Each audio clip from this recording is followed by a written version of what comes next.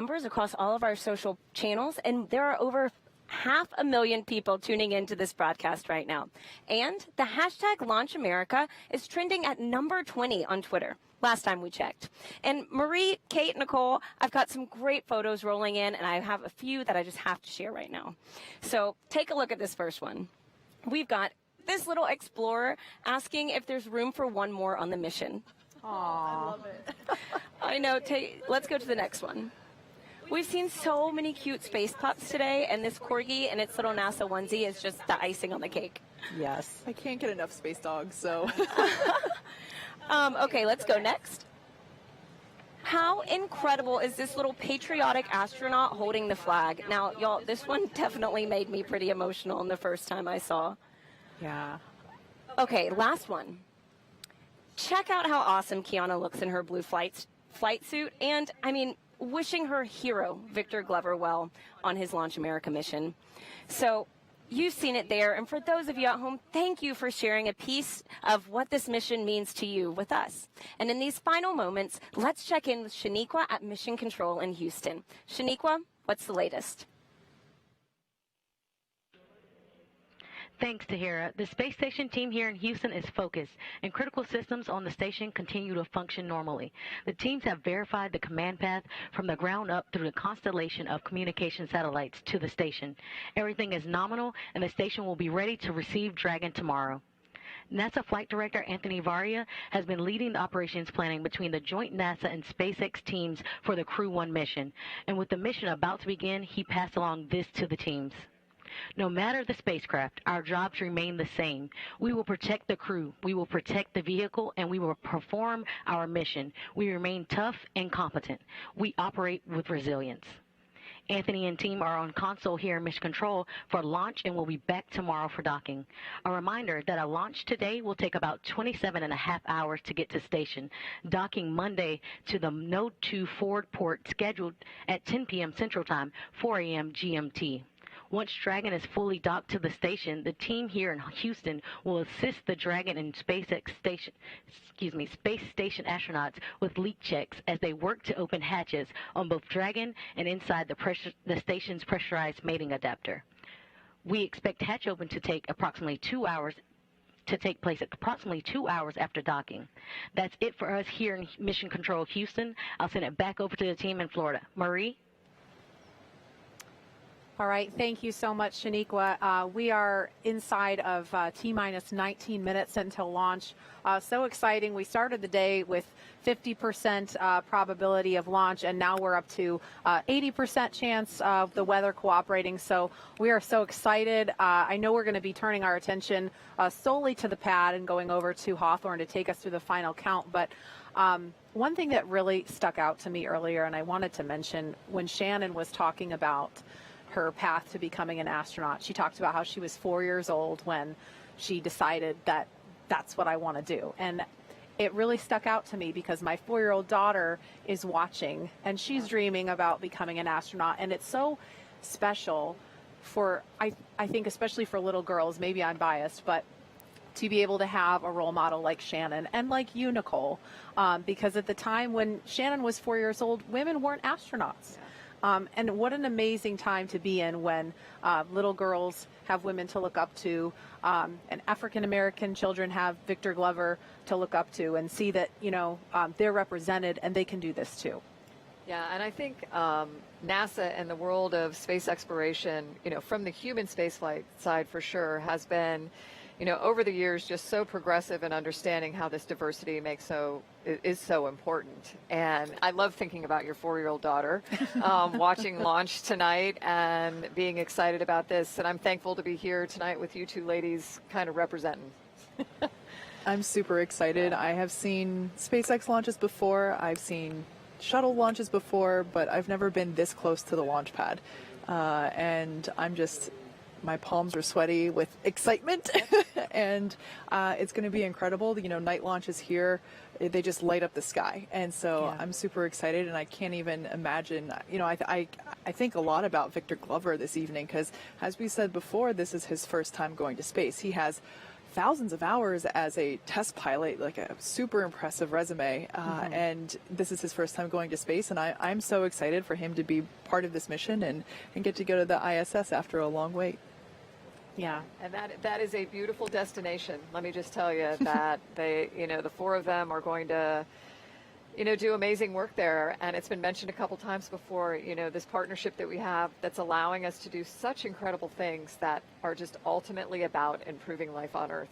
It's very Absolutely. Cool. And Nicole, I think it's worth mentioning, we didn't talk about this earlier, and I know you are a very humble person and you're focused on the crew that's on the pad right now, but you were the last resident International Space Station crew member to launch from and then land back on U.S. soil. So I think that's significant. Yeah, as a shuttle crew member, and it's kind of weird to think that was that long ago, but I don't think any crew members goes into it thinking about what first or last it is. Yeah. But I'll tell you, having worked at Kennedy Space Center for 10 years as a NASA engineer, and to be able to support a mission like that and be here watching this tonight, really historic event, this is the place where we learn that there is a solution to every challenging problem. And in the words of a person I mentioned earlier, Mr. Honeycutt, here's how we can, not why we can't. And that's what we saw go on tonight as well.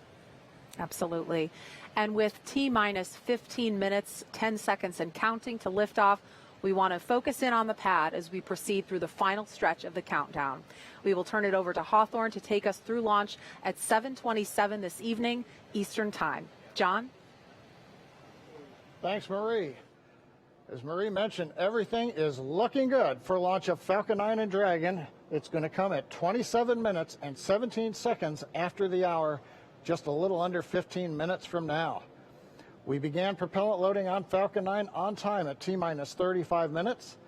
You may have heard earlier the call out, the fuel is completely loaded on the second stage, so the RP-1 kerosene fuel is complete. We also got the start right on time 2 minutes ago of liquid oxygen loading onto the second stage. Now on the first stage that you can see with the white plumes coming off of it, fuel loading is continuing. We're about half complete with fuel load. That'll finish in 8 minutes at T-minus 6. Now densified oxygen, the liquid oxygen, continues to load on the first stage. That'll come down and finish about T-minus 3 minutes. And then, as I mentioned, the second stage has just begun liquid oxygen loading just 2.5 minutes ago. That will continue all the way down to T-minus 2 minutes. Now, currently, Eastern Range is go. Everything continues to look good. And the weather, as we said, has continued to cooperate. You can talk about it. You can't do much about it. But tonight, it looks like all conditions are good on the weather. And finally, Dragon. The Dragon mission director and team, they are reporting no issues. They've completed the communication checkouts earlier in the countdown. You can see the crew access arm is retracted away. What you have left now is just the strong back alongside of Dragon you can see on your monitors. We have armed the launch escape system. The crew is strapped in and they are ready to go. Their next major event's coming up at T-minus 10 minutes. They're going to get final instructions relayed to them. The crew displays will be configured for launch, and that allows the crew to get insight into how launch is proceeding and provides constant updates on vehicle health to the crew that you can see on the right-hand side of the monitor. The crew will also at that time close their visors in preparation for launch. Now at T-minus 5 minutes, we'll be in terminal count, and Dragon will transition to its internal battery power. We'll hear continued call-outs on the countdown net as we get close to 0 and to liftoff. But right now, 12.5 minutes to go, everything looking good. Leah and I will be commenting, but we're going to let you listen into a lot of the discussion and just enjoy the last 12 minutes of the countdown as we head for liftoff again, 27 minutes, 17 seconds after the hour. That's right, John. It's so exciting. Only 12 minutes, 13 seconds until liftoff now. And just some things that you can look for, especially upon ascent. You'll be hearing some performance calls as we get into the final countdown and then after liftoff. These are SpaceX flight controllers. They're reporting the trajectory, the speed, the booster performance, and some of the key milestones for Falcon 9 and Crew Dragon on the way uphill. It's about a 9-minute ride to orbit, and a few minutes after that is when we'll see Crew Dragon separate from the second stage. and begin flying free on its own. Some of those other calls you'll hear upon liftoff are number and letter combinations. These mark different abort zones throughout the flight. The first two are 1A and 1B. This signifies they're in the first stage, and that will last until they're up to the very north of North Carolina. The next are 2A through 2E or 2 Echo. Those will come into play once the second stage kicks in. That lasts from the top of North Carolina all the way to the tip of Newfoundland in the northern Atlantic. There's also a spot we want to avoid in the northern Atlantic, and so you might hear the call Shannon or forward to Shannon. Of course, that's not to be confused with our crew member Shannon Walker today, but that actually refers to Shannon, Ireland. It means they would target off the coast of Ireland if they were later in that second stage and needed to abort. But that next call out we're listening for to the crew should come up at T-minus 10 minutes that the crew displays. Those 3 panels in front of our astronauts will be configured for launch. Now just 10 minutes and 35 seconds to go until liftoff.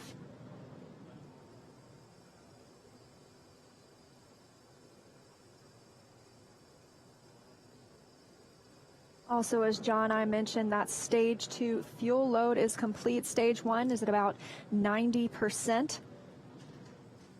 Liquid oxygen load on the second stage is about 40%, and on the first stage, about 85%.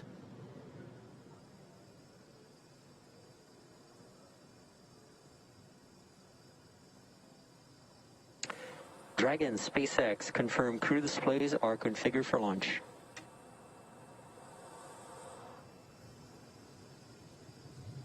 And SpaceX, this is Dragon. Displays are configured for launch. Copy, Resilience. We're honored to have you as our crew as we begin operational missions to the ISS. Have an amazing trip and know that we are all for one. Thanks, Jay. And to all the people at NASA and SpaceX, by working together through these difficult times, you've inspired the nation, the world, and in no small part, the name of this incredible vehicle, Resilience. And now it's time for us to do our part, Crew-1 for all. Copy all. Thanks, Hopper. That was the voice of Commander Mike Hopkins confirming those crew displays are configured, and that T-minus 10 minutes was another check for the Falcon 9 launch commit criteria. It was checked by some computers. It was the last check of a wide variety of the Falcon system data to make sure we are go. From here on, we continue to count down until T-minus 7 minutes when the pre-valves open.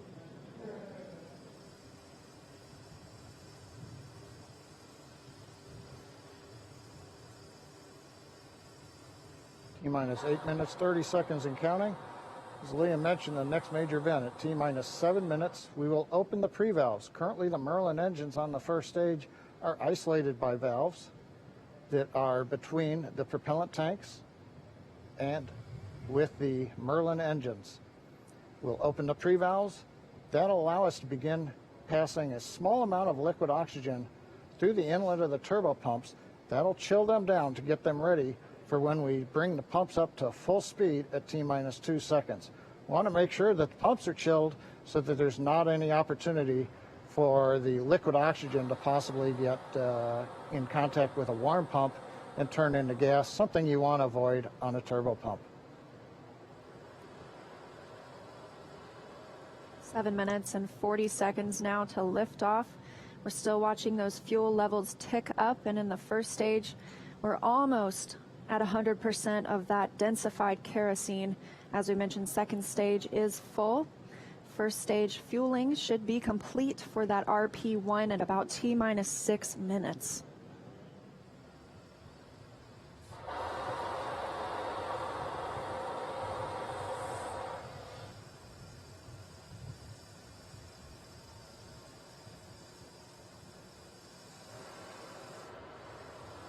Standing by for pre-valve opening.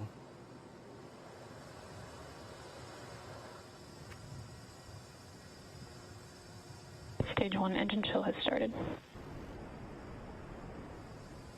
And there's the call out. Stage 1 engine chill has started. indicates that we are opening the pre-valves, liquid oxygen now beginning to flow slowly through the turbopumps on the Merlin 1D first stage engines. Next call out should be in about 30 seconds from now. We'll be looking for stage 1 RP load complete. That's the densified kerosene, that fuel on the first stage, already full on the second stage, and we'll still be loading liquid oxygen up until about 2 minutes prior to liftoff on the second stage.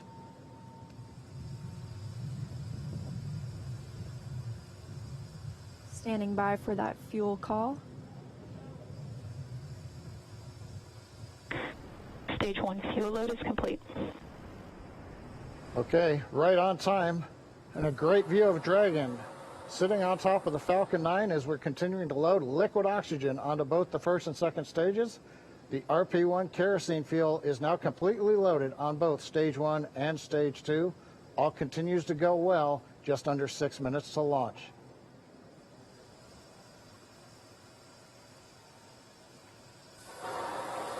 In about 30 seconds, we'll enter terminal count. Dragon's onboard computers will take control of the vehicle. Both fuel on first and second stage is complete, and liquid oxygen loading continues with the second stage at about 80%, first stage at 95%. Something else you might notice is water rushing the pad shortly before liftoff. That's to suppress the sound and keep any sound from imparting a load on Crew Dragon as it prepares to lift off. Dragon is in configure for terminal count. Dragon is on internal power. Falcon 9 propellant tanks are pressurizing for strongback retract.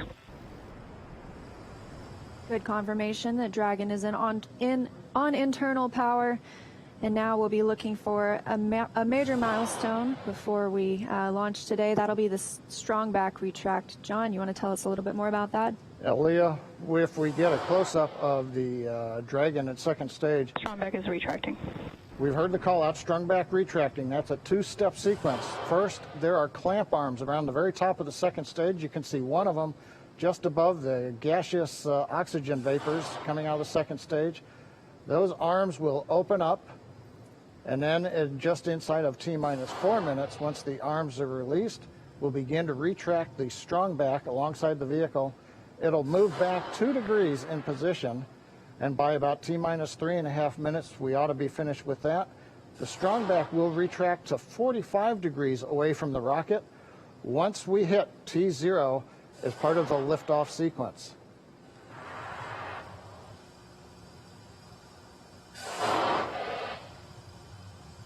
And at T-minus 3 minutes, we'll Right now, we're waiting for the retract. And there you can see the strongback is beginning to move away from the vehicle.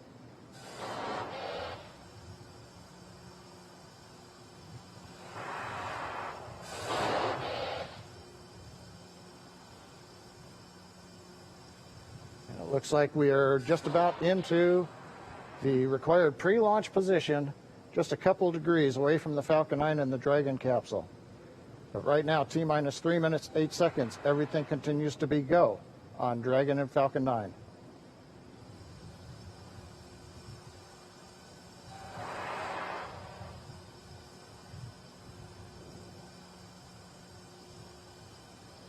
currently standing. Dragon is in terminal count. And Dragon is in terminal count, and we are standing by to hear that stage 1 liquid oxygen loading is complete. Stage 2. Stage 1 LOX load is complete. And there we have it, and stage 2 should finish shortly after at about 2 minutes prior to liftoff. So now the last major event is finished liquid oxygen loading on stage 2. It wraps up at about T-minus 2 minutes. Then at about T-minus a minute and a half, we have to drain back and vent down the liquid line that goes up the strongback alongside the Falcon 9. If you see a large white cloud about midway down around the rocket, that's normal. That's, again, just the gaseous oxygen hitting the warm, moist Florida air.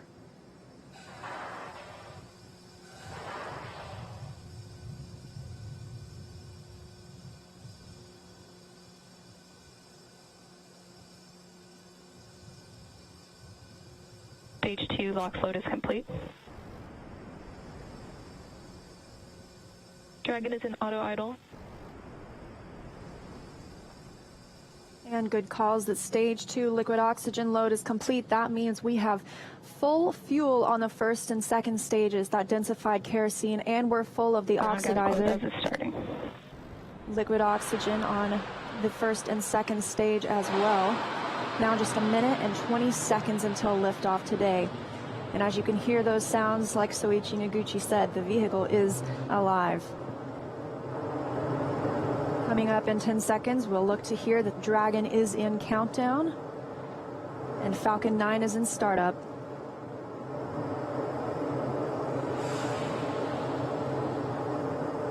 Dragon is in countdown. FTS is armed. Falcon 9 is in startup and is now controlling. 50 seconds now until liftoff. That FTS you heard is flight termination. Dragon, SpaceX, go for launch. SpaceX, this is Resilient. Roger, go. Go for launch, and at 37 seconds, the International Space Station flying over Kennedy Space Center. Crew-1 for all. Crew Dragon poised to go catch it.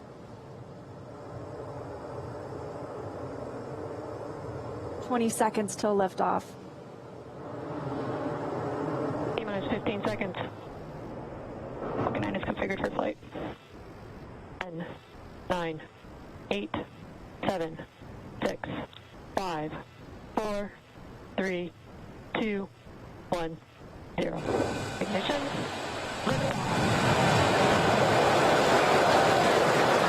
And resilience rises. Not even gravity contains humanity when we explore as one for all.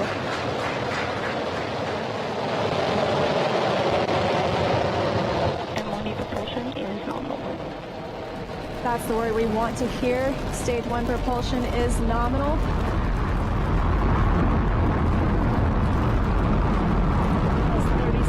Into this historic mission, flying crew on board Dragon and Falcon 9.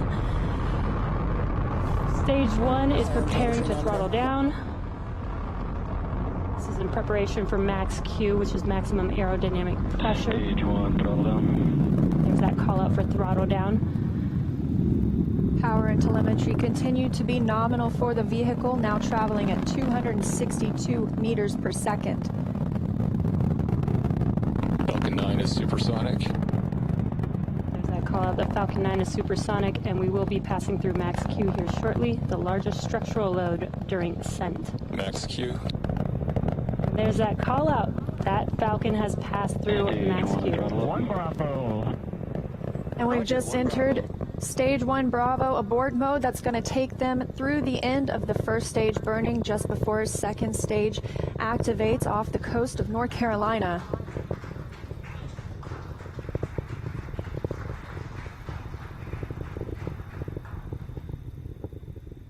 T plus 1 minute and 40 seconds into flight. Dragon and Falcon 9 traveling 709 meters per second. That call that MVAC chill is underway, the Merlin vacuum engine. Now with the call out of MVAC de-chilling, similar to what we saw in the first stage Merlin engines, the second stage engine being prepared for its ignition coming up in just over 30 seconds from now. We're a half a minute away from 3 quick events in rapid succession. We're going to get main engine cut off. The 9 Merlin engines will throttle down and then shut down. We're going to get stage separation. Stage 1, throttle down. And then ignition of the second stage engine. We've begun the throttle down in preparation for stage separation.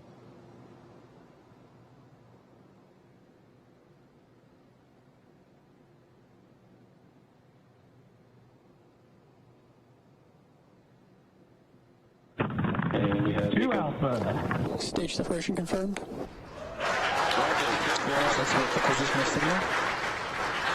And you see that stage separation has confirmed. There goes that MVAC engine. Stage 2. Crew-1 is now on their way to the International Space Station.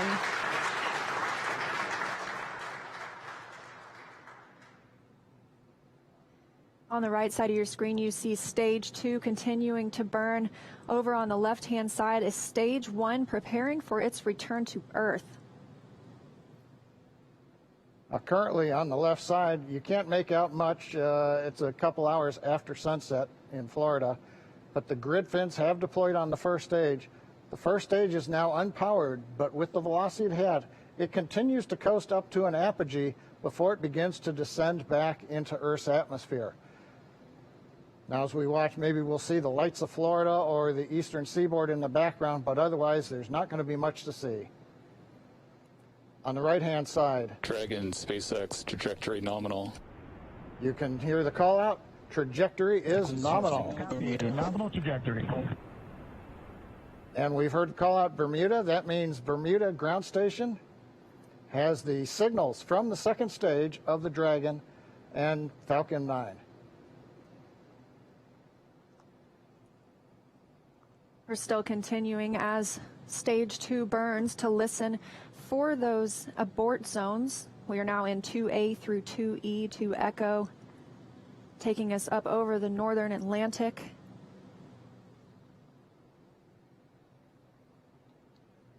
Right now you can see the second stage engine glowing with the standard red that we have come to see over all these missions. Indicates everything's looking good.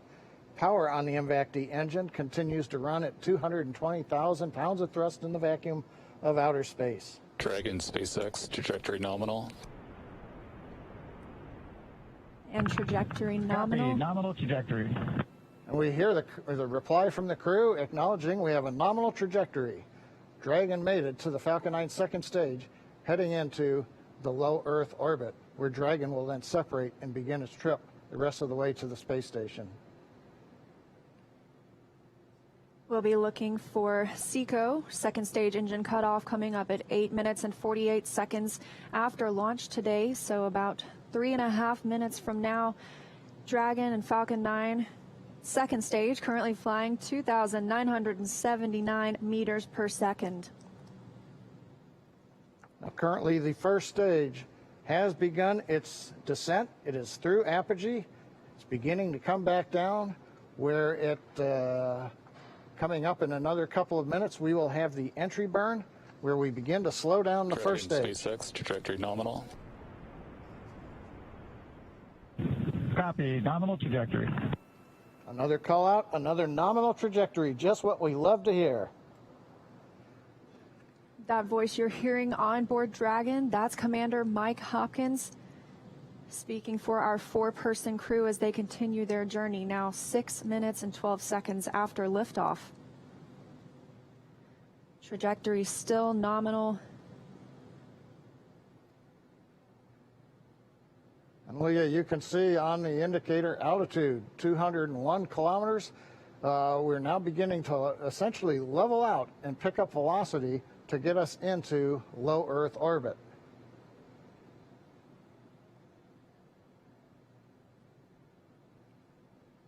We're a little under 1 minute from the ignition for the entry burn on first stage.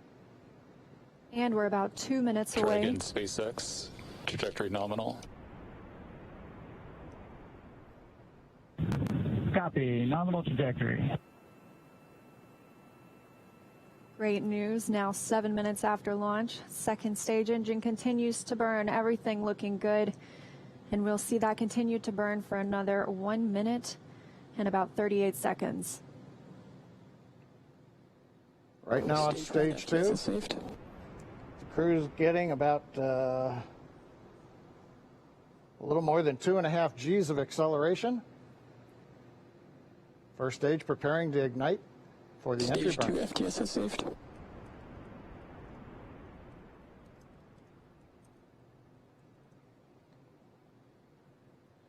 And we've got ignition of the entry burn, center engine, followed by the other 2 restart engines.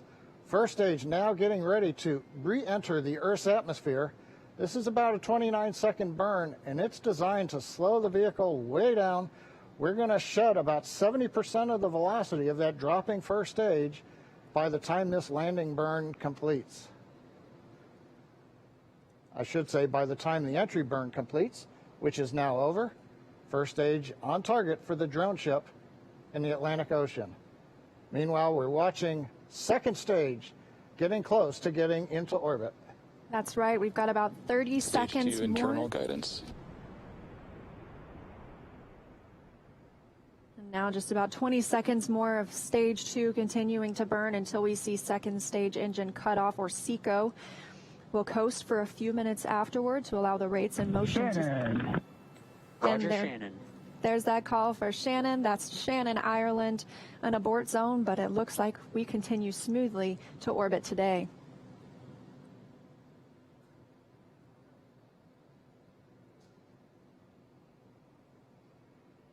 MVAC shutdown. And we've got shutdown of the second stage engine on time. Dragon SpaceX, nominal orbit insertion. Launch escape system is disarmed. And SpaceX copies. And Leah, the words we like to hear, a nominal orbit insertion. That's right, John. Nominal orbit insertion, as we mentioned, stage 2. Oh, looks like some action on stage 1.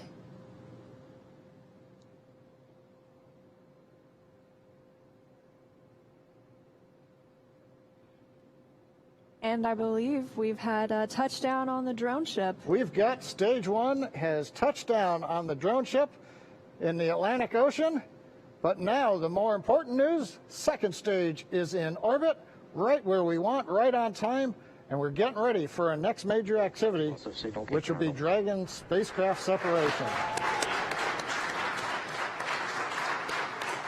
Now, currently on the second stage, we are essentially venting pressure, purging the engine out, making sure everything is quiet in preparation. Take a look. That's inside Crew Dragon right now. Our Crew-1 crew now coasting in low Earth orbit, still attached to that second stage. In just a couple of minutes, we should see that second stage separate, and Crew Dragon will be flying free. Leah, the mission timer shows 90 seconds to Dragon separation. Currently, Dragon is flying at 27,000 kilometers an hour.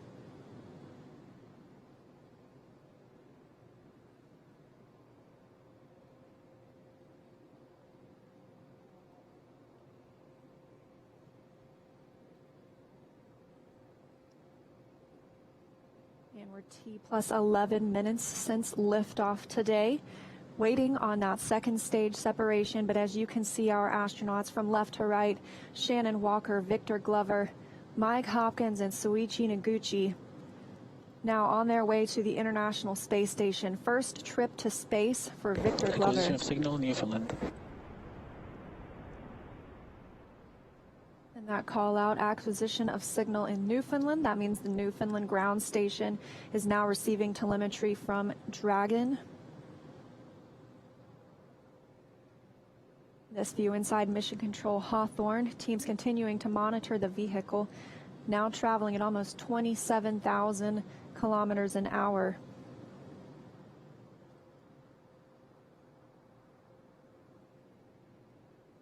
Ten seconds to Dragon separation.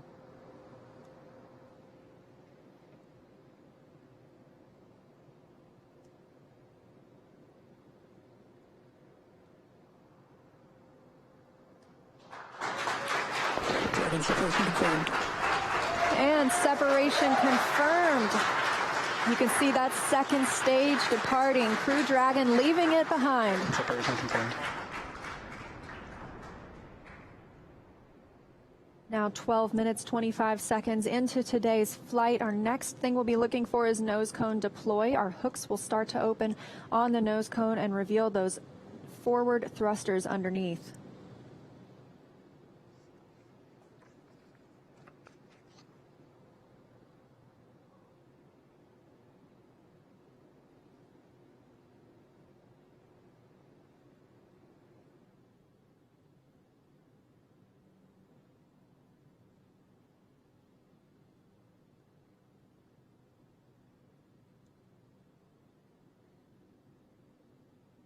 13 minutes into today's mission. The view on the right-hand side of your screen coming from Crew Dragon. We had that short look at the second stage as it departed. That second stage will burn up upon re-entry into Earth's atmosphere.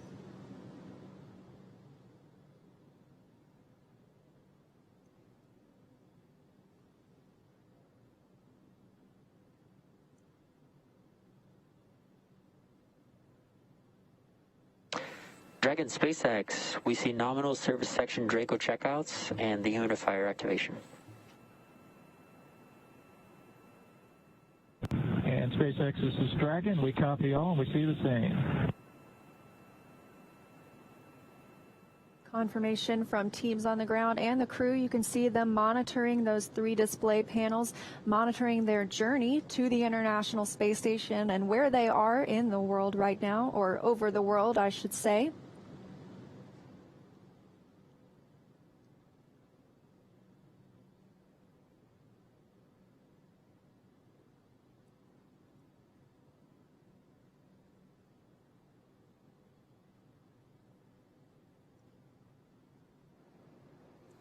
Well, we're in 14 minutes, 25 seconds since it was a great liftoff. Everything happened. We had a normal insertion into low Earth orbit. You saw Dragon separate. We got the Draco checkouts were good. And right now we're hearing the nose cone hooks are opening up. Everything is happening right per the procedure. And we've got Crew-1 successfully on orbit. So with that, let's head over to our counterparts at Kennedy Space Center. Marie, how was that launch for you all there on the ground? Oh my gosh, John, it just took our breath away. I mean, we could just turn right around in our seats and watch. We got up away from the desk to get a better look, and then we actually could see the booster coming back down. Yeah, that was outstanding, and I don't even know what to say. High five. We're like high-fiving through the shield here. High five. My husband texted me a picture of my daughter watching liftoff. It was just, I'm emotional. Seeing that, and went on the first attempt. How often does that happen in human space flight? As it should. I'm very happy. It has been a long day, but just to be able to stand there and actually feel the rocket pounding the air around you was just. It was just incredible. And then looking at the light too long, I couldn't see the MVAC ignition. So I still have spots in my eyes. And then the views inside the capsule too, with the 4 of them, looking kind of mellow, but you can see Victor's kind of letting his arms do a little bit of the floaty thing. I bet he cannot wait to get out of his seat. Well, he's going to get a chance to here shortly. So he's officially on his way on his first space flight. So Incredible. Victor, Mike, Shannon, and Soichi are now on course to arrive at the International Space Station just tomorrow, Monday, November 16th, around 11 p.m. Eastern Time. And we're going to stay live on air for continuous live coverage along their entire ride to station. Though our coverage here at Kennedy Space Center will conclude, we're going to turn it over to the teams in Hawthorne and Houston to take us through the next phases of the Crew-1 mission, all the way through hatch opening and a welcome ceremony for the crew. Now, for those of you watching online via YouTube, take a look at the description below the video. There you'll find the new link for our Crew-1 rendezvous phase, and we'll be continuing live coverage at that new location shortly. But if you're watching on NASA TV, like my parents, you won't notice a thing, and your coverage will continue. That's right. And as you follow along, we also invite you to tune into a post-launch news conference at 9 o'clock p.m. Eastern Time, right here on NASA TV, where NASA and SpaceX will take questions live. And in addition to NASA TV, of course, you can always follow along on Twitter at @NASA and nasa.gov for continuous mission updates. We thank you all so much for watching. To all of our commentators, Nicole, special thanks to you for being here. My pleasure, ladies. Let's do it again. Oh, please, yes. Well, we'd love to have you back. Here now are some highlights from the incredible journey that's just begun. Our first live look inside the suit-up room. Crew Dragon Commander Mike Hopkins was born in Lebanon, Missouri. Pilot Victor Glover is a native of Pomona, California. And mission specialist Shannon Walker is from Houston, Texas. Mission Specialist Soichi Noguchi is from Yokohama, Kanagawa, Japan. And here they come, walking down the hall. Everyone's looking quite peppy there. Yeah, so cool. They're looking for people. They're looking for the people that have helped them all along the way, too, and wanting to make eye contact. Here they come, the Crew-1 astronauts now beginning their journey to the launch pad ahead of this historic mission to the International Space Station. This is Cora on Countdown 1 for timeline. The crew is departing for the pad on schedule. This is a chase car, so you can be along with the crew every step of the way. It's kind of like the pre-flight, right? The walk around your vehicle before you get in and fly. I love this shot. Yeah. You know, when this was being designed, it was definitely a forward-thinking design. And you can see on your screen the crew beginning the ingress process already. They are checking to make sure the suits are ready. They're helping them connect the umbilicals. They're buckling them in. And Dragon SpaceX hatch is closed. 5, 4, 3, 2, 1, 0. Ignition.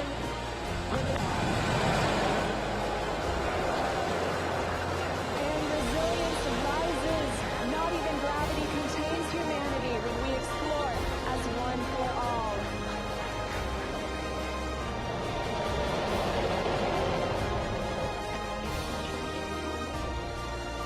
That's the word we want to hear. Stage 1 propulsion is nominal.